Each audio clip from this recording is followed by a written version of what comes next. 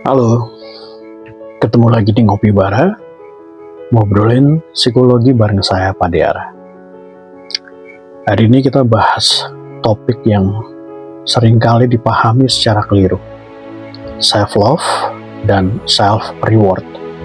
Mungkin kamu pernah mendengar, ada orang yang ngomong begini, cintai dirimu sendiri, jangan lupa self-reward.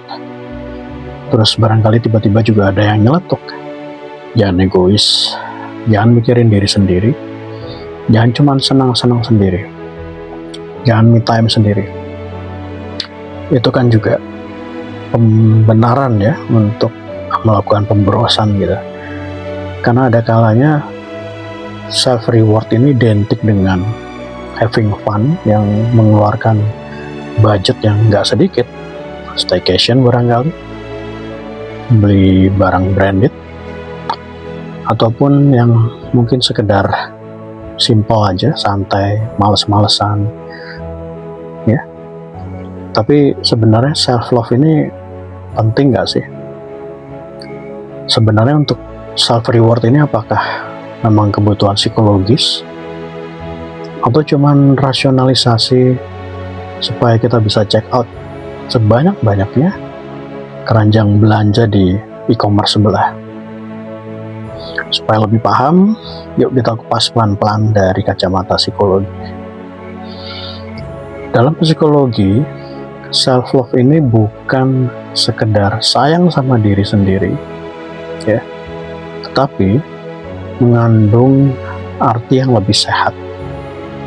Sikap sehat yang memang terhadap sendiri-sendiri, dan ini mengandung 3 aspek utama: self-awareness, self-acceptance, dan self-respect. Self-awareness ini sadar akan perasaan, sadar akan kebutuhan, tahu akan batasan diri. Self-acceptance itu menerima kelebihan dan kekurangan diri, tanpa harus merasa bahwa diri kita sempurna terlebih dahulu, baru kita menyayangi diri sendiri. Yang ketiga, self-respect. Menghargai diri sendiri melalui cara yang kita jalani, membuat keputusan bijak untuk diri kita sendiri, memperlakukan tubuh dan pikiran secara sehat. Self-love itu bukan aku menerima diriku apa adanya, jadi aku bebas mau ngapa-ngapain, atau aku bebas untuk tidak ngapa-ngapain. Yaitu bukan self-love. Itu hanya alasan untuk sekedar bermalas-malasan ataupun having fun tanpa batas. Itu sih selfish ya. Self-love yang sehat itu justru akan begini. Aku ini berharga. Karena itu aku mau menjaga diriku, memperbaiki diriku, aku berhenti untuk menyakiti diriku. Dan masih banyak yang masih bingung mengenai self-love atau juga selfish ya. Jadi kalau kita bicara selfish, itu kayak gini. Pokoknya aku dulu selalu memprioritaskan diri sendiri, gak peduli orang lain. Mau orang lain hancur, mau orang lain susah, pokoknya gak mau tahu. Itu argumennya orang selfish. Tapi kalau bicara mengenai self-love, kayak gini. Aku ini penting, dan kalau aku hancur, aku gak akan bisa hadir untuk utuh untuk orang lain. Sehingga aku gak akan bisa bantuin orang lain. Dan orang yang gak punya self-love itu biasanya kelihatan tanda-tandanya. Biasanya nih ya, mereka susah untuk bilang enggak. Selalu berusaha terlihat untuk bisa membantu orang lain, tapi akhirnya mengalami kelelahan dan dia ngomel-ngomel sendiri. Lalu yang kedua, orang yang gak punya self-love ini biasanya merasa bahwa saya sudah mengorbankan diri saya. Dia tapi merasa bahwa saya ini dimanfaatkan ya. Kemudian muncul perasaan bersalah setiap kali orang ini ingin istirahat, hanya sekedar me time begitu, pengen santai sejenak, ya. Kemudian ini bisa berakibat dalam jangka panjangnya ya muncul burnout dan kemudian sinis terhadap sekelilingnya, ya. Padahal dari sudut pandang psikologi, orang yang tahu cara merawat diri sendiri secara sehat itu justru lebih mampu mencintai orang lain dengan secara matang dan dewasa. Jadi self love itu bukan lawan dari peduli orang lain sebenarnya, tapi self love ini adalah fondasi supaya kita bisa peduli akan sesuatu yang sehat dan waras. Nah, ini muncul pertanyaan, hubungannya dengan self reward apa? Jadi self reward ini bukan hanya sekedar habis kerja lalu mentraktir diri untuk beli boba begitu, makanan, minuman, gorengan, atau selesai bikin PR lalu nonton YouTube dan lain-lain sebagainya. Dalam psikologi behavior, self reward ini adalah bentuk penguatan ataupun reinforcement yang membantu otak untuk bisa menghubungkan kalau aku melakukan sesuatu yang baik akan muncul perasaan yang menyenangkan, ya. Sesuatu yang nyaman, dan ketika muncul perasaan enak tadi maka itu tersimpan di memori otak yang mengakibatkan otak menginginkan agar perilaku itu bisa kembali terulang. Tapi masalahnya, dengerin nih, banyak orang salah kaprah. Baru kerja 2 jam, merasa capek sedikit, lalu self rewardnya nonton 4 jam. 1 minggu diet, self rewardnya 2 hari makan berlebihan, apa aja masuk. Lalu sedikit stres, ya, melakukan self rewardnya belanja tanpa terkontrol. Nah, yang diperkuat ini bukan perilaku positifnya sebenarnya, tetapi pola melarikan diri dari emosi yang tidak nyaman. Ya, kita hanya ingin menghindari saja. Nah, sedangkan kunci self reward yang sehat itu seharusnya itu proporsional dengan usaha yang sudah dilakukan. Mendukung kesehatan jangka panjang, ya, bukan malah merusak.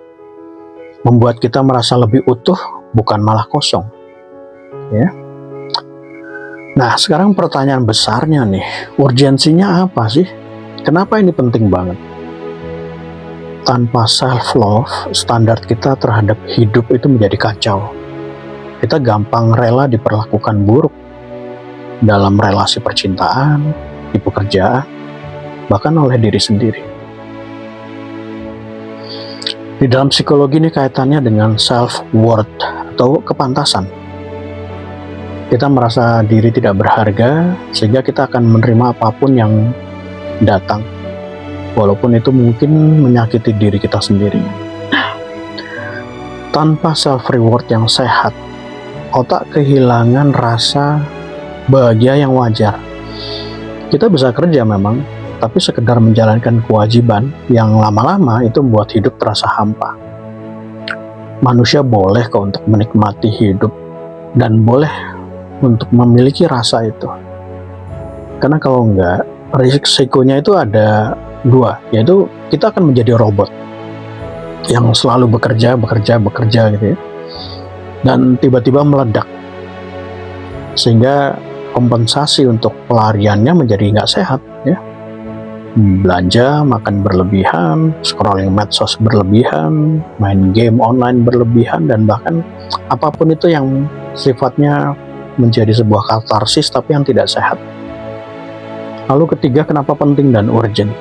Self-love dan self-reward ini adalah cara menjaga mental agar tetap seimbang. Keduanya membantu kita agar tidak terjebak di siklus. Ketika ada tuntutan diri, itu menyebabkan adanya kelelahan, dan pada saat kita tidak bisa memenuhi, muncullah perasaan bersalah, membenci diri akhirnya, dan ini kan akhirnya merusak. Lalu apa dampaknya ketika self-love ini nggak ada? Bayangin seseorang yang harus selalu merasa dirinya sempurna, sehingga ketika dia gagal, nggak achieve gitu ya, dia akan ngomel gitu ke dirinya sendiri. Kok bodoh banget sih, aku ini nggak berguna. Orang lain aja bisa gitu, kenapa saya enggak? Kritik diri yang berlebihan itu kaitannya dengan depresi loh, kecemasan, perilaku menghindar, dan nggak berani untuk mencoba hal baru. Dan bayangin deh, kalau kamu ketemu dengan orang yang tidak pernah diberikan ruang untuk mengapresiasi dirinya sendiri. Nggak pernah bilang sama diri sendiri, makasih ya, kamu sudah bisa bertahan sejauh ini. Nggak apa-apa kalau kamu capek. Istirahat aja dulu. Besok kita coba lagi. Mungkin hari ini gagal, tapi besok kita akan coba lagi. Tanpa self-love, cuman ada satu narasi di kepalanya. Aku salah, aku kurang, aku gagal, I'm not good enough, ya. Dan self-love ini bukan slogan ya. Ini soal cara kita berbicara kepada diri kita sendiri setiap harinya. Cara membangun komunikasi yang positif dengan diri sendiri. Nah, Sobat Bara, kita bedain deh self-reward yang gak sehat. Itu hanya dipakai untuk pelarian sementara dan dari rasa tidak aman dan rasa tidak nyaman tadi. Dan kadang itu gak ada hubungan dengan value ataupun tujuan hidup. Dan setelah itu biasanya muncul perasaan bersalah, kosong gitu ya. Contohnya apa? Ya ketika setelah bekerja sudah lelah ya, bukannya istirahat ataupun mungkin mengevaluasi, melakukan refleksi diri gitu ya, tapi balas dendam dengan mungkin having fun seharian tanpa batas, belanja impulsif, makan-makan berlebihan gitu ya, dan akhirnya muncul penyesalan. Tetapi kalau bicara mengenai self reward yang sehat, itu digunakan untuk mengakui usaha dan proses yang sudah kita lakukan, dan biasanya ternilai atau terhubung dengan nilai-nilai diri kita sendiri, baik itu mungkin menyangkut kesehatan, relasi, belajar, kedekatan dengan Tuhan, dan lain-lain sebagainya. Dan biasanya setelah selesai, yang muncul tuh adalah energi baru dan perasaan bersyukur ya. Contohnya, ya mungkin setelah sepekan kita komitmen untuk bekerja, ya nggak ada salahnya kita kasih waktu mungkin misalnya beberapa jam untuk menikmati kopi pada saat senja barangkali, sambil baca buku kesayanganmu, ya. Ataupun ya mungkin setelah kerja berat ya nggak ada salahnya nonton film yang sudah lama kamu inginkan. Jadi self reward itu yang sehat itu seperti bilang ke diri sendiri seperti ini. Oke, aku nih ngelihat kamu sudah berusaha sejauh ini dan aku tahu kamu capek, aku tahu kamu lelah ya. Aku ngerasain itu ya. Aku bisa merasakan itu. Dan kamu layak kok untuk istirahat. Karena kamu bukan mesin, kamu bukan robot. Nah, pengertian self-love yang mendalam nih, ini kita coba kupas juga. Self-love ini bukan cuma sekedar hal-hal yang sifatnya dangkal, kulit luarnya saja, maskeran di salon, bermanja-manja di spa gitu, jalan-jalan liburan, staycation, ya itu boleh aja gitu. Tapi seperti tadi saya bilang bahwa itu cuma hanya sekedar lapisan luarnya saja. Self-love yang lebih dalam menurut psikologi itu bisa berupa, pertama, berani mengatakan tidak ketika memang kita nggak sanggup. Ini untuk melindungi kesehatan fisik dan mentalmu. Kedua, itu memberi jeda ketika kita lelah, bukan dipaksa untuk terus perform begitu ya, untuk kejar target, dan ketika nggak berhasil kita nyalahkan diri dan akhirnya malah sakit ya. Ketiga, self love itu mengganti suara batin yang sifatnya punishment menjadi suara batin yang realistis dan penuh belah kasih. Ini yang disebut sebagai self-compassion. Keempat, self-love ini mengapresiasi kemajuan kecil. Bukan karena kita sudah mencapai satu goal, target ya. Dan ini akan membuat otak kita merekam. Aku ini sedang bergerak. Aku ini sedang berkembang dan aku nggak stagnan. Nah, Sobat Bara, buat kamu yang lagi nyimak episode ini, coba sekarang tutup mata sebentar. Tarik nafas dalam-dalam, buang perlahan. Lalu tanyakan pada diri sendiri, bagaimana caraku bicara dengan diriku sendiri pada saat aku gagal atau kecewa? Apa aku ini jangan-jangan musuh yang paling keras atas diriku sendiri? Kedua, tanyakan, kapan terakhir kali aku mengapresiasi usahaku sendiri?